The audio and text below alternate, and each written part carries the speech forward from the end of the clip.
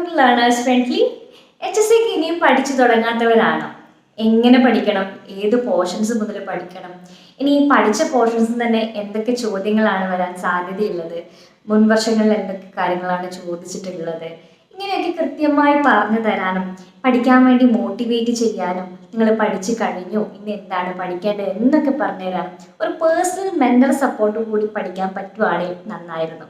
എന്നാൽ personal മെന്ററൊക്കെ afford ചെയ്യാൻ പറ്റുന്നതിലും കുറച്ച് അധികം രൂപയാണ് കോഴ്സിന് വരുന്നത് എന്ന് ചിന്തിക്കുന്ന ആൾക്കാരാണെങ്കിൽ നിങ്ങൾക്ക് ലേണേഴ്സ് ഫ്രണ്ട്ലിയിലേക്ക് സ്വാഗതം. 6000 രൂപയ്ക്ക് HSC പരീക്ഷ, HSC ഇംഗ്ലീഷ് എപ്പോഴാണോ നടക്കുന്നത് അതുവരെ നിങ്ങൾക്ക് ലേണേഴ്സ് ഫ്രണ്ട്ലിയിൽ പേഴ്സണൽ മെന്റർ സപ്പോർട്ടോട് പഠിക്കാം. നിങ്ങളുടെ ഇഷ്ട സമയത്തിനനുസരിച്ച് ക്ലാസ്സസ് അറ്റൻഡ് ചെയ്യാം. അതേപോലെ നിങ്ങൾ ക്ലാസ് അറ്റൻഡ് ചെയ്തു എന്ന് ഉറപ്പാക്കിയാൽ മാത്രം നിങ്ങൾക്ക് ഞങ്ങൾ മോക്ക് ടെസ്റ്റുകൾ നൽകുന്നതാണ്. കുറേ ക്യൂസസ് നൽകും, പഠിച്ച പോർഷൻസിന് ബേസ് ചെയ്തിട്ടുള്ള ക്വസ്റ്റ്യൻസ് നൽകും, PDFs നൽകും. അങ്ങനെ ഓരോ ചാപ്റ്റേഴ്സും നിങ്ങൾ പഠിച്ചു എന്ന് ഉറപ്പാക്കിക്കൊണ്ട് നമുക്ക് മുന്നേറാം. HSC പരീക്ഷ ക്ലിയർ ചെയ്യാം. കഴിഞ്ഞ പ്രാവശ്യം ലേണേഴ്സ് ഫ്രണ്ട്ലിയിൽ നിന്ന് ഒരുപാട് ആൾക്കാർ HSC ഇപ്പോൾ പോസ്റ്റിംഗ് ഒക്കെ കിട്ടി വർക്ക് ചെയ്തുകൊണ്ടിരിക്കുകയാണ്. അവരുടെ സപ്പോർട്ടും എങ്ങനെയാണ് അവർ എക്സാം ക്ലിയർ ചെയ്തത്, അവർ പഠിക്കാൻ വേണ്ടി എത്ര ടൈം ഇതിനു വേണ്ടി സ്പെൻഡ് ചെയ്തു എന്നുള്ള കാര്യങ്ങളൊക്കെയും നിങ്ങൾക്ക് പറഞ്ഞു തരുന്നതായിരിക്കും. അപ്പോൾ സമയം കളയാണ്ട് ക്ലാസ്സിലേക്ക് കടക്കാം. ഇന്നത്തെ ക്ലാസ്സിലേക്ക് കടക്കാം. ഈ ക്ലാസ് കണ്ടിട്ട് നിങ്ങൾക്ക് ഇഷ്ടപ്പെടുവാണെങ്കിൽ ജോയിൻ ചെയ്യാം. അപ്പോൾ കൂടുതൽ ക്ലാസ്സിനെ പറ്റിയിട്ടുള്ള വിവരങ്ങളും ഒക്കെ അന്വേഷിക്കാൻ വേണ്ടിയിട്ട് ലേണേഴ്സ് ഫ്രണ്ട്ലിയുടെ നമ്പർ ഇവിടെ നൽകുന്നുണ്ട്. അതിൽ കോൺടാക്ട് ചെയ്താൽ മതി. HSC ഇംഗ്ലീഷ് ക്വിക്ക് റിവിഷൻ ക്ലാസ്സിലേക്ക് സ്വാഗതം. ഡീറ്റെയിൽ ആയിട്ടുള്ള കോഴ്സിന് ജോയിൻ ചെയ്യാൻ താല്പര്യമുള്ളവർ 9446244334 എന്നുള്ള നമ്പറിലേക്ക് കോൺടാക്ട് ചെയ്യുക. HSC എക്സാം വരെയും മെറ്റീരിയൽസ് അവൈലബിൾ ആയിരിക്കും. HSC ഇംഗ്ലീഷ് സിലബസിലെ ചില ടോപ്പിക്കുകൾ ആണ് ഇന്നത്തെ ക്ലാസ്സിൽ ഡിസ്കസ് ചെയ്യാൻ വേണ്ടി പോകുന്നത്. ജോൺ മിൽട്ടൻ്റെ ഓൺ ഹിസ് ബ്ലൈൻഡ്നെസ് എന്നുള്ളൊരു പോയം നമുക്ക് പഠിക്കാനുണ്ട്. അപ്പോൾ അതിൽ ജോൺ മിൽട്ടൺ 3 രാജാക്കന്മാരുടെ കാലഘട്ടത്തിൽ ജീവിച്ച വ്യക്തിയാണ്. മെയിനായിട്ടും 4 രാജാക്കന്മാരുടെ കാലഘട്ടത്തിൽ അദ്ദേഹം ജീവിച്ചിരുന്നു. പക്ഷേ അവസാനത്തെ രാജാവിൻ്റെ കാലഘട്ടത്തിൽ ജോൺ മിൽട്ടൺ ലിറ്ററേച്ചറിലേക്ക് കോൺട്രിബ്യൂഷൻസ് ഒന്നും നൽകിയിരുന്നില്ല. അതുകൊണ്ട് തന്നെ Charles first, Oliver Cromwell, Richard Cromwell ഈ 3 രാജാക്കന്മാരുടെ കാലഘട്ടത്തിൽ ജീവിച്ച എഴുത്തുകാരനാണ് John Milton. Charles first, Oliver Cromwell and Richard Cromwell. Richard ക്രോംവെലിന് ശേഷം ചാൾസ് സെക്കൻഡ് രാജാവായിട്ട് വന്നു. ആ ഒരു കാലഘട്ടത്തിലും മിൽട്ടൺ ജീവിച്ചിരുന്നു. അതായത് 1660 1660 കാലഘട്ടത്തിൽ. പക്ഷേ ആ ഒരു സമയത്ത് മിൽട്ടൺ എഴുതിയിരുന്നില്ല. അതുകൊണ്ട് ഓർത്തിരിക്കേണ്ട 3 പേരുകൾ ആരുടേതൊക്കെയാണ്? Charles first, Oliver Cromwell, Richard Cromwell. അടുത്തായിട്ട് പറയാൻ പോകുന്ന ക്വസ്റ്റ്യൻ പലർക്കും അറിയാവുന്നതാണ്. ലേഡി ഓഫ് ക്രൈസ്റ്റ് എന്ന പേരിൽ അറിയപ്പെട്ടിരുന്ന വ്യക്തിയാണ് John Milton. Lady of Christ കാരണം അദ്ദേഹം ക്രൈസ്റ്റ് കോളേജിൽ പഠിക്കുന്ന കാലത്തിൽ നല്ലോണം മുടിയൊക്കെ നീട്ടി വളർത്തി കണ്ടാൽ ഒരു പെൺകുട്ടിയെ പോലെ, നല്ല ക്യൂട്ടായിട്ടുള്ള ഒരു പെൺകുട്ടിയെ പോലെ തോന്നിപ്പിച്ചൊരു വ്യക്തിയായിരുന്നു. അതുകൊണ്ടാണ് ദ ലേഡി ഓഫ് ക്രൈസ്റ്റ് എന്ന് അദ്ദേഹത്തിന് വിളിപ്പേര് കിട്ടിയത്. അടുത്തതായിട്ട് മിൽട്ടനെ കുറിച്ചുള്ള കുറച്ച് കോട്സുകളാണ് പറയാൻ വേണ്ടി പോകുന്നത്. മിൽട്ടനെ the poet of the sublime എന്നും പോയറ്റിക്കൽ സൺ ഓഫ് സ്പെൻസർ എന്നും വിളിച്ച വ്യക്തിയാണ് John Dryden. The poet of the sublime, poetical son of Spenser. മിൽട്ടനെ കുറിച്ച് പഠിക്കുന്ന സമയത്ത് മിൽട്ടനെ കുറിച്ചിട്ട് ഏറ്റവും കൂടുതൽ കോട്സ് പറഞ്ഞിരിക്കുന്ന വ്യക്തിയും ജോൺ ഡ്രൈഡൻ തന്നെയാണ്. അപ്പോൾ ഓപ്ഷനിൽ ജോൺ ഡ്രൈഡൻ ഉണ്ടെങ്കിൽ നമുക്ക് ഗസ് ചെയ്യാൻ എളുപ്പമായിരിക്കും. ഒരുപാട് കോട്സുകൾ മിൽട്ടനെ കുറിച്ചിട്ട് ജോൺ ഡ്രൈഡൻ പറഞ്ഞിട്ടുണ്ട്. മറ്റൊരു കോട്ടാണ് പാരഡൈസ് ലോസ്റ്റിനെ കുറിച്ചിട്ട് ജോൺ ഡ്രൈഡൻ പറഞ്ഞിരിക്കുന്നത്. One of the most noble and most sublime poems which either this age or nation has produced. One of the most noble and most sublime poems which either this age or nation has produced. ഈ ക്വാട്ട് എവിടെയാണ് Dryden പറഞ്ഞിരിക്കുന്നതെന്ന് ചോദിച്ചു കഴിഞ്ഞാൽ the state of ഇന്നസെൻസിൻ്റെ പ്രിഫേസിലാണ് പറഞ്ഞിരിക്കുന്നത്. The state of ഇന്നസെൻസിൻ്റെ പ്രിഫേസിലാണ് paradise ലോസ്റ്റിനെ കുറിച്ചിട്ട് John Dryden ഇങ്ങനൊരു ക്വാട്ട് പറഞ്ഞിരിക്കുന്നത്. Then മറ്റൊരു ക്വാട്ടാണ്, അതും ഡ്രൈഡൻ്റെ തന്നെയാണ്. Milton saw nature through the spectacles of books. Milton saw nature through the spectacles of books. ഇപ്പോൾ ഡ്രൈഡൻ പറഞ്ഞിരിക്കുന്ന 4 ക്വാട്ടുകൾ നമ്മൾ പഠിച്ചു കഴിഞ്ഞു. Then on his blindness എന്നുള്ള പോം, ഈ ഒരു പോയം അറിയപ്പെടുന്ന മറ്റൊരു പേര് ആണ് when I consider how my light is spend.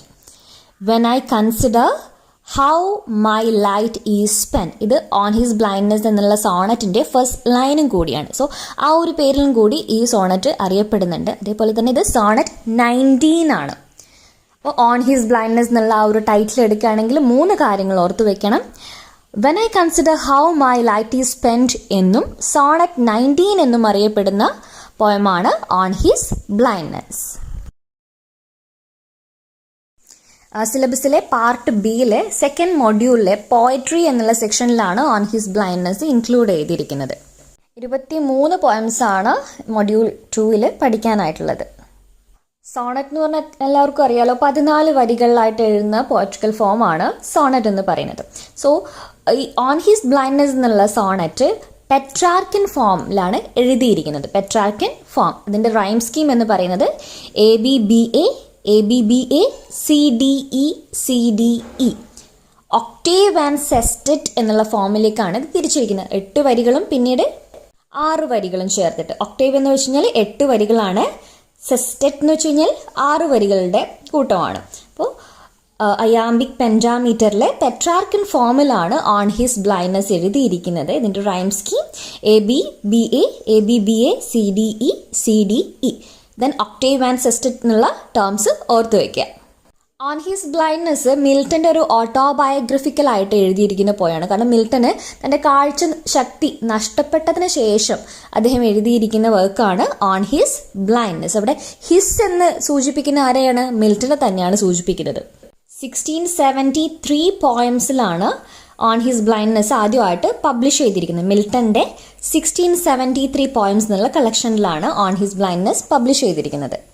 So detail ആയിട്ടുള്ള ക്ലാസ്സസിന് വേണ്ടിയിട്ട് HSAയുടെ കോച്ചിങ്ങിന് ജോയിൻ ചെയ്യാൻ താല്പര്യമുള്ളവർ ഈ നമ്പറിലേക്ക് കോൺടാക്ട് ചെയ്താൽ മതി. അടുത്ത ടോപ്പിക്കിലേക്ക് കിടക്കാം. രസ ആൻഡ് ധ്വനി. വെസ്റ്റേൺ ഫിലോസഫിക്കൽ ആയിട്ടുള്ള പല തോട്ട്സുകളും പഠിക്കുന്നതിൻ്റെ ഇടയിൽ ഈസ്റ്റേൺ ആയിട്ടുള്ള കുറച്ച് കാര്യങ്ങളുണ്ട്. അതിൽ പെടുന്ന കാര്യമാണ് രസ ആൻഡ് ധ്വനി. ഈ രസ എന്ന് കേൾക്കുമ്പോഴേ മൈൻഡിലേക്ക് വരേണ്ട വ്യക്തിയാണ് ഭരതമുനി. നാട്യശാസ്ത്രത്തിൻ്റെ വക്താവായിട്ടുള്ള ഭരതമുനിയാണ് രസ തിയറിയിൽ കൂടുതലും കോൺട്രിബ്യൂട്ട് ചെയ്തിരിക്കുന്നത്. Father of Indian theatrical art forms എന്നറിയപ്പെടുന്നതും ആരാണ്? ഭരതമുനി തന്നെയാണ് father of Indian theatrical art forms. So Bharatamuni formulate ചെയ്തിട്ടുള്ള തിയറിയാണ് രസ തിയറി. രസ എന്ന് വെച്ച് കഴിഞ്ഞാൽ ടേസ്റ്റ് എന്നാണ്. ടേസ്റ്റ്, എസെൻസ്, ഫ്ലേവർ, ജ്യൂസ്, ഇത്രയും അർത്ഥമൊക്കെ ഈ രസ എന്നുള്ള ടേമിലേക്ക് വരും. നമ്മൾ പറയുന്നില്ലേ, ഇത് സാൻസ്ക്രിറ്റ് ആയിട്ടുള്ള ഒരു ടേമാണ്, പക്ഷെ മലയാളത്തിലും സെയിം മീനിങ് തന്നെയാണ് വരുന്നത്. അപ്പോൾ ഈ രസം എന്തിനാണ് നൽകുന്നത്? രസ ഈസ്തെറ്റിക് ഫ്ലേവർ നൽകാനാണ്. ഒരു വർക്കിന് ഈസ്തെറ്റിക് ഫ്ലേവർ നൽകാൻ വേണ്ടിയിട്ടാണ് രസ തിയറി ഉപയോഗിക്കുന്നത്. നാട്യശാസ്ത്രത്തിനെ കുറിച്ച് പറയുകയാണെങ്കിൽ നാട്യശാസ്ത്ര 5ാമത്തെ വേദം എന്നുള്ള പേരിൽ അറിയപ്പെടുന്നുണ്ട്. അത് 5th വേദ എന്നറിയപ്പെടുന്നത് നാട്യശാസ്ത്രമാണ്. 36 ചാപ്റ്റേഴ്സിൽ ഓൾമോസ്റ്റ് 6000 പോയറ്റിക് വേഴ്സ് ആയിട്ടാണ് നാട്യശാസ്ത്രം എഴുതിയിരിക്കുന്നത്. ഇപ്പോൾ നാട്യശാസ്ത്രത്തിൽ എത്ര ചാപ്റ്റേഴ്സ് ഇൻക്ലൂഡഡ് ആണ്? 36 ചാപ്റ്റേഴ്സ് ഇൻക്ലൂഡഡ് ആണ് ആൻഡ് 6000 പോയറ്റിക് വേഴ്സസ്. നാട്യശാസ്ത്രത്തിൻ്റെ 6ാമത്തെ ചാപ്റ്ററിലാണ് തിയറി ഓഫ് രസ തിയറിയെ കുറിച്ചിട്ട് പറയുന്നത്. നാട്യശാസ്ത്രത്തിലെ 8 സ്ഥായി ഭാവങ്ങളെ കുറിച്ചിട്ട് പറയുന്നുണ്ട്. നമുക്കറിയാലോ, ശൃംഗാരം, ഹാസ്യം, രൗദ്രം, ഭയാനകം എന്നൊക്കെ പറഞ്ഞിട്ട് നവരസങ്ങളെ കുറിച്ച് പഠിച്ചിട്ടുണ്ടല്ലോ. അപ്പോൾ ഇതിൽ കൺഫ്യൂഷൻ ഉണ്ടാക്കാനുള്ള ഒരു കാര്യം എന്ന് വെച്ച് കഴിഞ്ഞാൽ നമ്മൾ പഠിച്ചിരിക്കുന്നത് നവരസങ്ങൾ എന്നുള്ള കോൺസെപ്റ്റാണ്. പക്ഷേ നാട്യശാസ്ത്രത്തിൽ 8 രസങ്ങളെ കുറിച്ചിട്ട് അല്ലെങ്കിൽ 8 സ്ഥായി ഭാവങ്ങളെ കുറിച്ചിട്ട് മാത്രമേ പറഞ്ഞിട്ടുള്ളൂ. 8 ഇമോഷൻസ് ആണ് ശൃംഗാരയെ രതി എന്നും പറയും, ലവ്. ദെൻ ഹാസ്യം ഹാസ ആണ്, ലോഫ്റ്റർ ആണ്. ദെൻ രുദ്രം എന്ന് വെച്ച് കഴിഞ്ഞാൽ ക്രോധ എന്നുള്ള പേരിലും അറിയപ്പെടുന്നുണ്ട്. വീരം എന്ന് വെച്ചാൽ ഉത്സാഹം, കറേജ് ആണ്. ദെൻ ഭയാനകം, ഭയ എന്നുള്ള പേരിൽ അറിയപ്പെടുന്നു. ദെൻ ഭീബൽസത്തിന്റെ മറ്റൊരു പേരാണ് ജുഗുപ്സ, JUGUPSA, ജുഗുപ്സ. ദെൻ അത്ഭുതം എന്താണ്? വിസ്മയമാണ്, ഓസമാണ്. ദെൻ കരുണം, ശോകം. ഇങ്ങനെ ഓരോ ഭാവങ്ങളെയും നാട്യശാസ്ത്രത്തിൽ പറയുന്നുണ്ട്. ഇതിൽ 9ാമതായിട്ട് ആഡ് ചെയ്തിട്ടുള്ള ഭാവമാണ് ശാന്തം. ശാന്തരസം. ഈ ശാന്തരസം പിന്നീട് ആഡ് ചെയ്തതാണ്. അപ്പോൾ മെയിനായിട്ടും 8 സ്ഥായി ഭാവങ്ങളെ കുറിച്ചിട്ടാണ് നാട്യശാസ്ത്രത്തിൽ പരാമർശിച്ചിരിക്കുന്നത്.